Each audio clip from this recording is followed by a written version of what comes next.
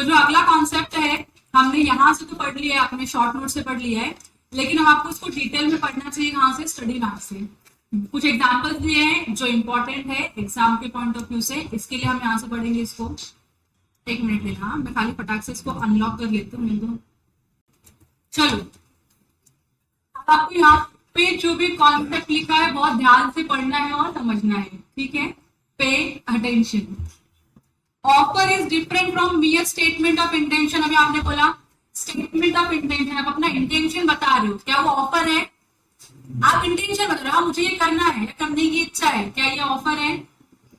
क्या ये ऑफर है? हाँ कि ना?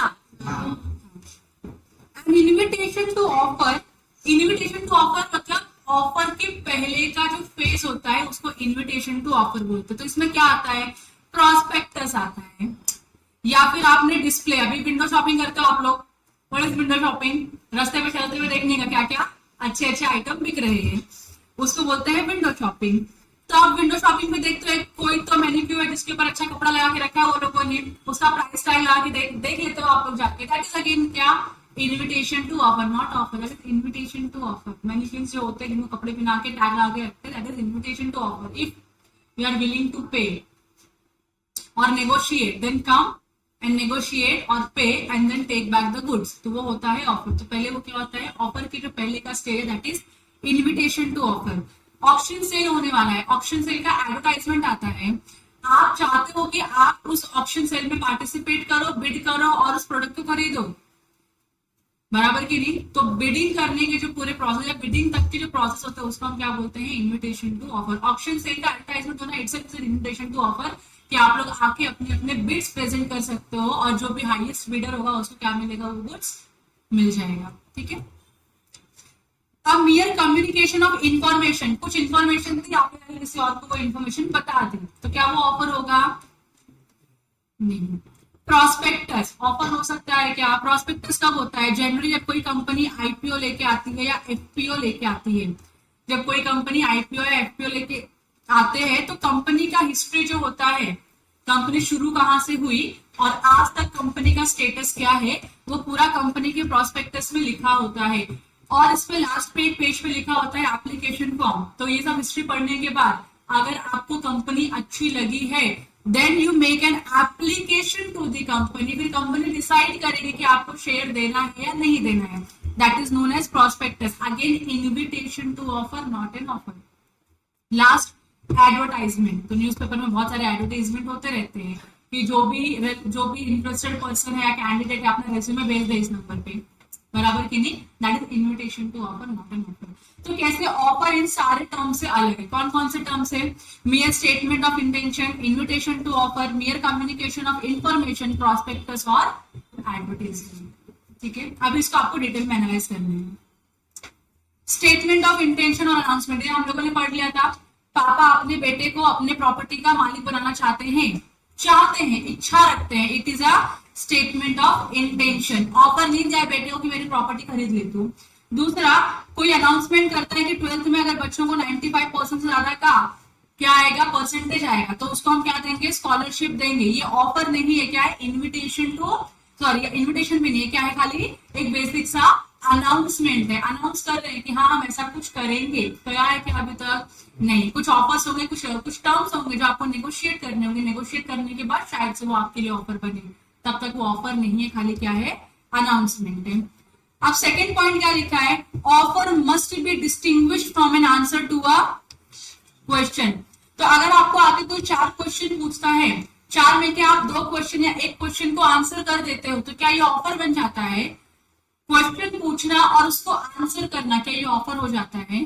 नहीं, ये ऑफर नहीं होता है। यही इस केस में डिसाइड किया है, हार्वी वर्सेस फेसी के केस में यही टर्म को डिसाइड किया है कि अगर मैं किसी पर्सन ने मुझे क्वेश्चन पूछा है और मैं किसी क्वेश्चन के किसी आंसर को दे रहा हूं, दैट मीन्स मैंने कोई ऑफर या एक्सेप्टेंस नहीं किया है, ठीक है।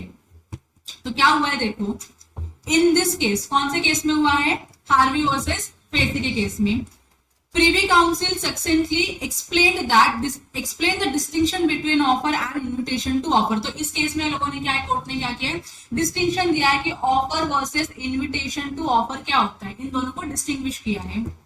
इसमें हुआ क्या है, एक प्लेंटिफ होता है, बताओ प्लेंटिफ कौन होता है, जो केस फाइल करता है वो, या जिसके ऊपर केस फाइल होता है वो, जो केस फाइल करता है। तो यहाँ पे कौन है, एक पर्सन है, प्लेंटिफ है। अब प्लेंटिफ बताओ इसमें से कौन होगा, हार्वी होगा।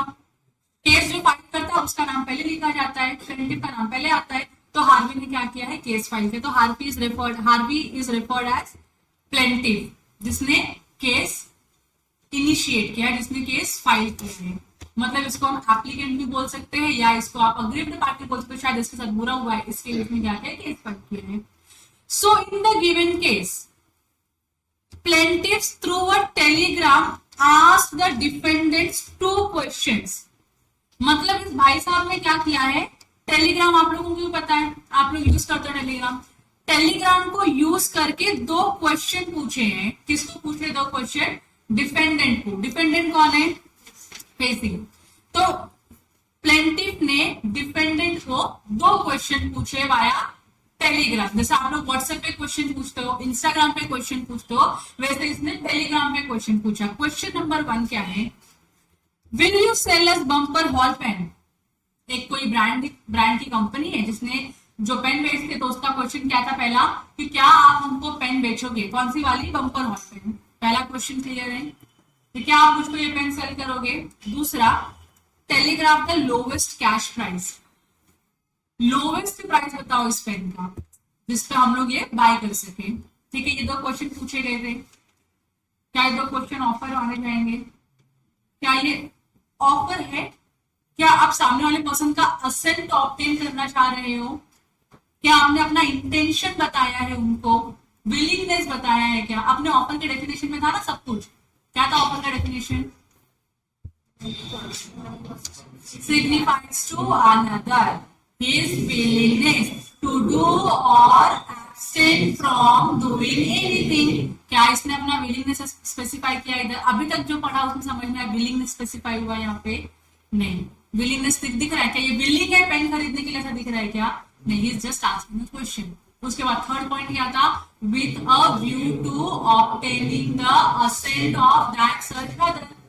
इस क्वेश्चन को पढ़ के कहीं से भी आपको लग रहा है कि आप सामने वाले पर्सन का अप्रूवल लेना चाहते हो, लग रहा है क्या, नहीं लग रहा है। फोर्थ पॉइंट क्या था, टू सच एक्ट और abstinent he is said to make a proposal। तो अगर आप ऑफर के डेफिनेशन से इस पार्ट को एनालाइज करोगे तो विल कम टू नो कि ऑफर के डेफिनेशन में जो भी पॉइंट्स मेंशन किए हैं उसमें का पॉइंट यहाँ पे तो एलिमेंट है ही नहीं इसमें। वो ऑफर जैसा ऑफर लग रहा है कि आपको ये, क्या ये ऑफर है, नहीं। यहाँ पे आपने एक क्वेश्चन पूछा है, क्या आप हमको पेन बेचोगे।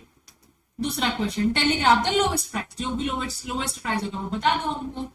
तो अब इसके आगे क्या हुआ है, the defendants replied through Telegram. तुमने क्वेश्चन कहां पूछा था, आंसर भी किधर मिल रहा है आपको, that the lowest price of for Bumper Hall Pen is 900 Euros.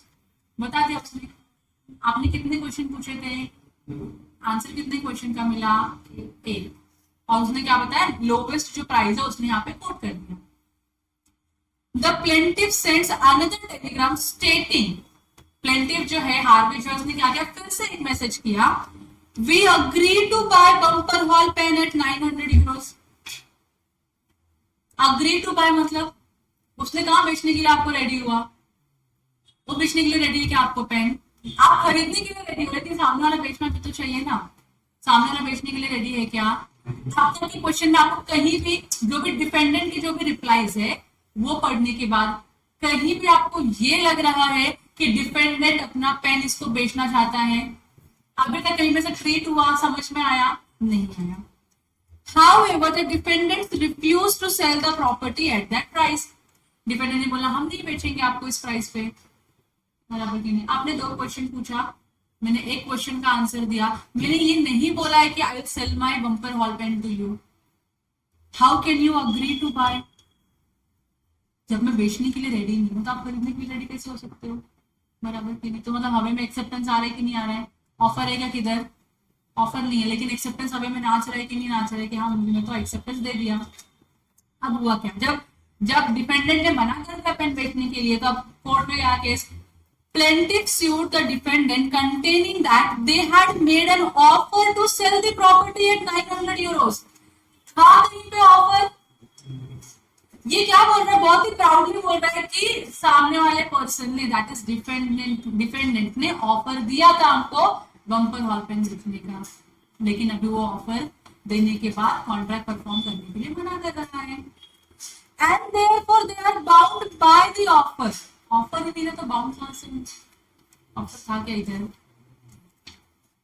However, the Privy Council did not agree with the plaintiffs on the ground that while plaintiff had asked 2 questions, Privy Council मतलब पुराने जमाने की court, वो agree नहीं कर रहे, बोलते देखो भैया आपने 2 क्वेश्चन पूछा था, आपको आंसर कितने क्वेश्चन का मिला? 8. The defendant replied only to the second question by quoting the price, but reserved their answer with regard to their willingness to, अपना willingness तो लोगों ने एक्सप्रेस ही नहीं किया बेचने का। Thus they made no offer at all. तो वहां पे ऑफर हुआ क्या? ऑफर हुआ क्या फिर?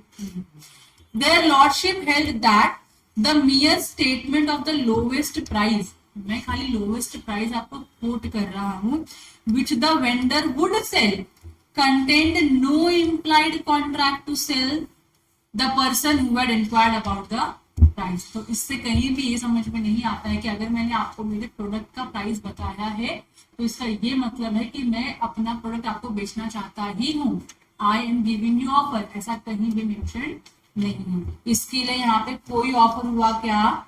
नहीं, यहाँ पे कोई ऑफर नहीं होता। क्या डिफेंडेंट लाइबल होगा परफॉर्म करने के लिए? नहीं, ऑफर नहीं तो परफॉर्म क्यों करेगा? समझ रहे आप लोगों को? थोड़ा हेवी जाएगा, इसके लिए ब्रेक किया। बहुत सिंपल केस है। सिंपल केस में क्या है, एक पर्सन है जो बायर है, दूसरा पर्सन है जो सेलर है। बायर टेलीग्राम को यूज करता है और 2 क्वेश्चन पूछता है खाली कि क्या आप हमको बम्पर हॉल पेन बेचोगे, दूसरा अगर बेचोगे तो उसका लोवेस्ट प्राइस बता दो। जो सेलर है बहुत ही स्मार्ट है, सेलर ने क्या किया, खाली सेकेंड क्वेश्चन जिसमें प्राइस कोट करना था उसने वही आंसर दिया, खाली पहले क्वेश्चन का आंसर उसने नहीं दिया। फिर जो बायर है वो क्या करता है, फिर से एक मैसेज लिखता है, बोलता है ठीक है we are agreeing to buy the pen at 900 euros, लेकिन सेलर बोलता है मैं नहीं बेचूंगा आपको पेन, बराबर की नहीं। तो प्लेंटिफ क्या करता है, कोर्ट में जाता है, सेलर के अगेंस्ट में केस फाइल करता है और बोलता है कि इन्होंने ऑफर दिया था पेन बेचने का, लेकिन ये लोग अभी ऑफर परफॉर्म नहीं कर रहे हैं। तो कोर्ट क्या बोलती है, नहीं, यहाँ पे तुमने खाली आपके सवाल का आंसर दिया है, वो भी एक ही क्वेश्चन का आंसर दिया है, दैट तो कि वो लोवेस्ट प्राइस बता दे कि हम इतने में ही पेन बेचेंगे, लेकिन उन्होंने कहीं भी ये नहीं रिफ्लेक्ट किया या शो किया कि वो आपको बेचने के लिए ऑफर दे रहे हैं। कहीं ऑफर है ही नहीं, जहाँ पे ऑफर नहीं वहाँ पे ऑब्लिगेशन टू परफॉर्म है ही नहीं, कोई वैलिड कॉन्ट्रैक्ट है ही नहीं। समझ में आया आप लोगों को? तो इस केस में कौन हारेगा फिर? आर्मी हार गया, सिंपल। अब यहाँ पे क्या लिखा है, the above decision was followed in Macpherson versus Appanna. एक अगेन कोई केस हुआ है जिसमें ऊपर का डिसीजन क्या किया है लोगों ने फॉलो किया है। इसमें क्या हुआ है, where the owner of the property had said that, owner है मतलब कोई प्रॉपर्टी है, इस प्रॉपर्टी का ओनर है, ये क्या बोल रहा है, he would not accept less than 6000 euros for it. मतलब अगर ये मेरी प्रॉपर्टी है तो मैं खाली डिक्लेरेशन दे रही हूँ, एक स्टेटमेंट दे रही हूँ, इंटेंशन बता रही हूँ कि मैं 6000 यूरो से नीचे में ये प्रॉपर्टी नहीं बेचूंगी। इसका क्या मतलब है, मैंने ऑफर दिया, मैं तो खाली इन्फॉर्मेशन दे रही हूँ कि मैं नहीं बेचूंगी 6000 यूरो या उससे लेस में। तो मैं एक बेंचमार्क, एक मिनिमम प्राइस सेट कर रही हूँ कि मुझे प्रॉपर्टी बेचनी होगी तो इसके ऊपर से बेचूंगी, इसके नीचे के प्राइस में मैं प्रॉपर्टी को नहीं बेचूंगी। सिंपल है, बराबर की नहीं। मैंने ऑफर दिया है किसी को, मैंने ऑफर दिया किसी को। This statement did not indicate any offer but indicated only an invitation to offer. जिसको भी प्रॉपर्टी परचेस करनी होगी उसको क्या करना पड़ेगा, जो भी कोट करेगा वो कितना होना चाहिए, मोर देन 6000 यूरोस होना चाहिए कि नहीं होना चाहिए, बराबर की नहीं। समझ रहा है आप लोगों को? 2 केस पढ़े, पहला केस बम्पर हॉल पेन पढ़ा, दूसरा ये बहुत इंपॉर्टेंट केस है क्या? नहीं, इंपॉर्टेंट केस नहीं, खाली जनरल नॉलेज और अपने एग्जाम में थोड़ा सा अच्छे से लिख सको उसके लिए, बाकी बहुत ज्यादा इंपॉर्टेंट है ऐसा। बम्पर हॉल पेन आपको ध्यान में रखने का ट्राई करना है कि अगर क्वेश्चन पूछा, क्वेश्चन का आंसर दिया तो वो ऑफर नहीं होता है, सेकेंड, अगर मैं बता दूं कि मैं मेरी किसी प्रॉपर्टी को इतने से कम प्राइस में नहीं बेचूंगी तो ये ऑफर नहीं होता है, it is just an invitation to. ठीक है, तो जिसको भी ऑफर देना है मुझको, उसको क्या करना पड़ेगा, 6000 यूरो या जो भी मेरा लिमिट प्राइस है उसके ऊपर का अमाउंट कोट करना पड़ेगा, उसके नीचे का नहीं, क्योंकि मैं एक्सेप्ट ही नहीं करूंगी। यहाँ तक क्लियर है आप लोगों को? कोई डाउट है? आगे थर्ड पॉइंट क्या बोला है, statement of price is not an offer, coating the price of a product does not constitute an offer. कौन सा केस रेफर करो आप, हार्वी वर्सेस पेस्ट्री का केस रेफर करो, पता चलिए आप लोगों को केस क्या है। तो आपने अगर किसी प्रोडक्ट का खाली प्राइस कोट किया है, प्राइस कोट करने से वो ऑफर आपने दे दिया, ऐसा माना नहीं जाता है। एग्जाम्पल भी दिया है, the price list of goods does not constitute an offer for sale of certain goods on the listed price, it is an invitation to offer. तो जनरली आप विंडो शॉपिंग जो करते हो, आप इसमें इसको कंसिडर कर सकते हो। तो कोई भी प्रोडक्ट पे अगर एमआरपी लिखा हुआ है या फिर प्राइस टैग लगाया हुआ है, तो इसका ये नहीं मतलब है कि उसी प्राइस पे सेलर आपको सेल करने के लिए एग्री होगा। He can charge higher amount also, he can not sell also, नहीं मुझे नहीं बेचना ही नहीं है आपको, हो सकता है कि नहीं हो सकता, हो सकता है। नेक्स्ट है an invitation to make an offer और do business. In case of an invitation to make an offer, invitation to make an offer मतलब अगर आपको ये ऑफर चाहिए तो पहले आपको कुछ भेजना पड़ेगा। जैसे गवर्नमेंट के टेंडर्स निकलते हैं, गवर्नमेंट का टेंडर मतलब गवर्नमेंट के कॉन्ट्रैक्ट आएंगे, जैसे अभी ब्रिज बनाना है, से फॉर एग्जांपल ब्रिज बनाना है, कहाँ से कहाँ तक का बनाना है, तो बेलगाम से लेके गडिंग्लस तक का क्या करना है, उनको ब्रिज बनाना है डायरेक्ट, मतलब ऐसा हाईवे जो होता है ना, जो अभी रास्ता 4 घंटे का है या 3 घंटे का है, उसको 1 घंटे पे लेके आना उनको, तो बड़ा सा ब्रिज बनाएंगे। तो ब्रिज बनाने के लिए उनको कौन लगेगा, कॉन्ट्रैक्टर लगेगा। कॉन्ट्रैक्टर कैसे मिलेंगे उनको, बहुत सारे कॉन्ट्रैक्टर्स हैं, बराबर की नहीं, तो वो लोग क्या करते हैं, टेंडर इशू करते हैं। यस, टेंडर इशू करते हैं। तो बहुत सारे जो छोटे छोटे कॉन्ट्रैक्टर होते हैं वो क्या करेंगे, अपना टेंडर सबमिट करेंगे, किसको, ये लोग क्या करेंगे, अपना कोटेशन देंगे, किसको, गवर्नमेंट को देंगे। गवर्नमेंट क्या करेगी, उसको एनालाइज करेगी, बराबर की नहीं। तो ये लोगों ने जो कोटेशन दिया है that is invitation to offer. अब गवर्नमेंट देखेगी सारे जितने भी उसको एस्टिमेशन आए रहेंगे, कोटेशन आए रहेंगे, वो चेक करेगी और उसको जो मोस्ट सुटेबल और अच्छा लगेगा कोटेशन, उसी को क्या करेगी, कॉन्ट्रैक्ट अलॉट करेगी। तो गवर्नमेंट ऑफर देगी आपको कि हाँ ठीक है, अब आप क्या करो, ये कॉन्ट्रैक्ट आप ले लो, आपके नाम पे एलोकेट कर दें। ऐसा ही होता है कि नहीं? So in case of an invitation to make an offer, the person making the invitation does not make an offer, rather invites other party to make an offer. बराबर की नहीं? तो ये जो कॉन्ट्रैक्टर थे, कॉन्ट्रैक्टर ने क्या किया, इन्विटेशन दिया है गवर्नमेंट को कि आप क्या करो, हमको ऑफर दो, समझ में आ रहा है, आप हमको कॉन्ट्रैक्ट दो तो हम काम करेंगे, आप कॉन्ट्रैक्ट नहीं दोगे तो हम काम नहीं कर पाएंगे।